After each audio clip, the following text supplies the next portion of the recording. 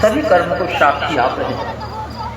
जागृत अवस्था में, स्वप्नावस्था में, दिन में, रात्रि में मनुष्य जो कुछ करता है, भले वो समझे कि एकांत में ये काम कर रहा हूँ, लेकिन वहाँ अग्निदेव रहते हैं, वायुदेव रहते हैं और वो साक्षी रहते हैं, सुन चले जाते हैं, अपनी शक्ति अग्निदेव को भी देते हैं,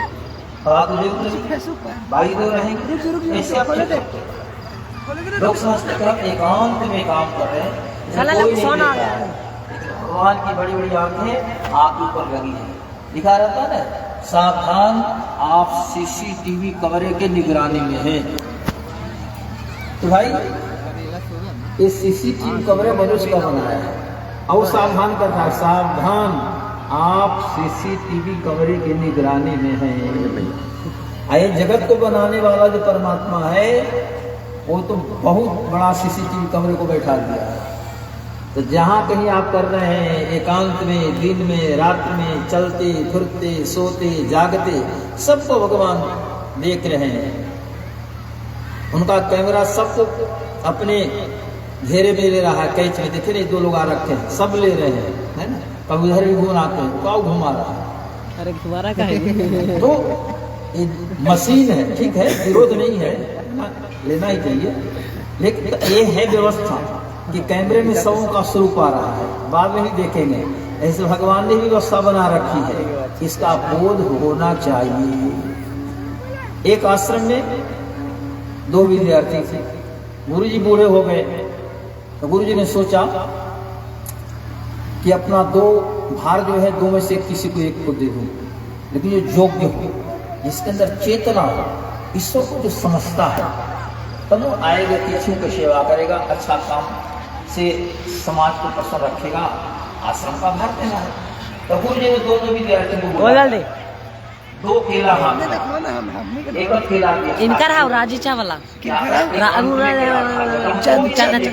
देखो ना, केला खा करके आ जाओ मेरे पास। अच्छा रुक, अभी थे बोला हम एक विद्यार्थी गया उधर, सोना कर देख रहा है, तो केला को छीला, मुंह में डाला, गट्टे खा लिया, हाथ होकर गुरु जी के पास आ गया।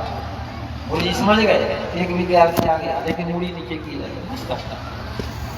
दूसरा विद्यार्थी हाथ में केला लिए, इधर उधर गया, सब जगह घूमा, लेकिन लगा कि हाँ, गुरु जी ने कहा कि जहाँ कोई नहीं देखे वहाँ कोई नहीं देख रहा है, आदमी तो नहीं देख रहा है, लेकिन परमात्मा को देख रहे हैं।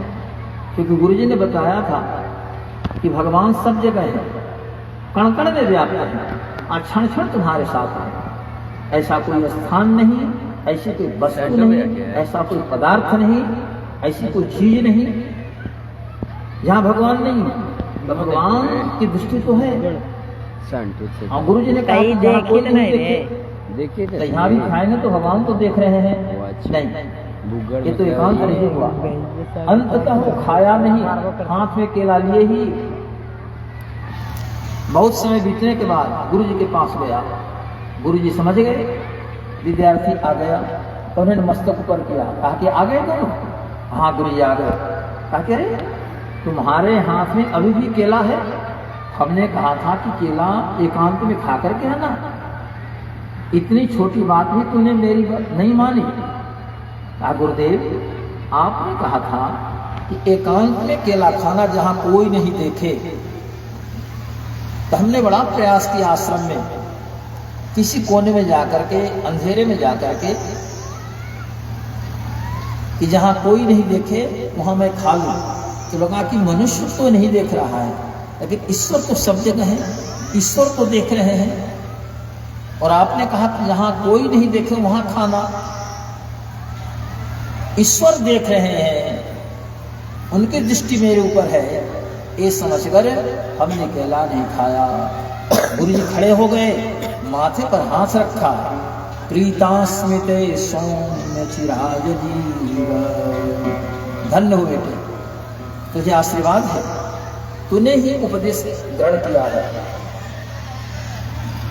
केवल कहना, जीवन में उतारना नहीं, ये उचित नहीं है। प्रचार से ज्यादा है आचार। बहुत लोग प्रचार में लगे रहते हैं, प्रचार प्रचार हो प्रचार हो। अरे प्रचार से ज्यादा अपने जीवन में उतारने का काम होना चाहिए। ईश्वर हमारे साथ हैं, ईश्वर की दृष्टि में है, अतः सावधान रहें। और लिखा रहता है ना, सावधानी हटी दुर्घटना घाटी कोई न बोलते। इसलिए ईश्वर से सावधान रहना है। ठाकुर जी हमारे साथ हैं, रक्षा करेंगे, लेकिन इसका मतलब ये नहीं है कि बिल्कुल हम निर्भय हो, एकदम निडर होकर के जहाँ के तहाँ कुछ से कुछ नहीं, ऐसा नहीं। सावधान रहना है, ईश्वर से सावधान रहना है। तो सूर्य नारायण को उन्होंने कहा, आप सभी कर्मों को साक्षी हैं, हमें बताइए मेरे भाई का कल्याण कैसे होगा। सूर्य नारायण ने कहा, तुम भागवत कथा सुनाओ, भागवत कथा सुनने से तुम्हारा भाई प्रेत दुनिया से छूट जाएगा। तो गोकर्ण जी ने जैसे यहाँ व्यवस्था, इसी प्रकार से भागवत जी की कथा आरंभ की। लेकिन पिछले साल वो बड़गांव में कार्यक्रम हुआ था, वहाँ के किशोरी बाबू आए थे, मुलाकात हुई है। वहाँ सदाशिव शंकर वहाँ कार्यक्रम हुआ था। उस समय भक्तों ने स्मरण किया था, यहाँ हम लोग आए थे, निश्चय हुआ था कि अगली बार यही देवी जी के प्रतिष्ठापना कार्यक्रम के उपलक्ष्य में ये सब विधियाँ हो। तो संयोग ठीक रहा, प्रयाग से हम लोग लौटे और यहाँ कार्यक्रम चल रहा है, अच्छा है। सन्निकट में आयुष गाँव का वो पत्रालय वही है ना, तो अच्छा ही है, आत्मीय संबंध है।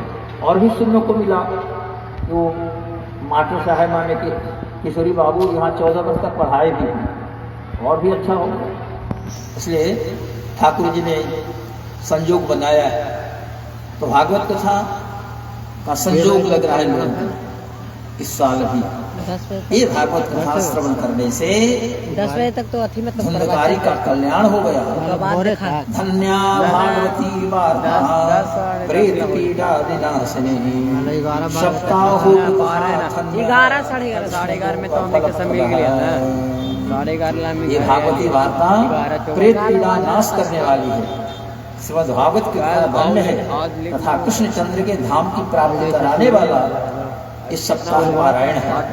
अतः आनंद से प्रेम पूर्वक जो पारायण श्रवण करते हैं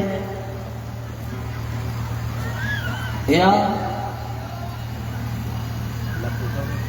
कथा श्रवण करते हैं, हिंदी माध्यम से कथा होती है, तो निश्चित रूप से भगवान श्री कृष्ण का लोक प्राप्त होता है और सभी प्रकार के दोष नष्ट हो जाते हैं। जैसे आग में लकड़ी डालते हैं तो लकड़ी को आग जला देती है, तो छोटी लकड़ी हो, बड़ी लकड़ी हो, गिरी लकड़ी हो, तो उससे भी रस को सोचते सोचते अंततः आग जला ही देती है। उसी प्रकार से सारे दोषों को भागवत जी की कथा दूर कर देती है। आर्कम शुष्कम लघु स्थूलम वाङ्मनः कर्मभिकृतं श्रवणं विरहे पापं पावकः अस्मि वै भारते वर्षे सूर्यभिर्देव संसदे अथा निष्कलं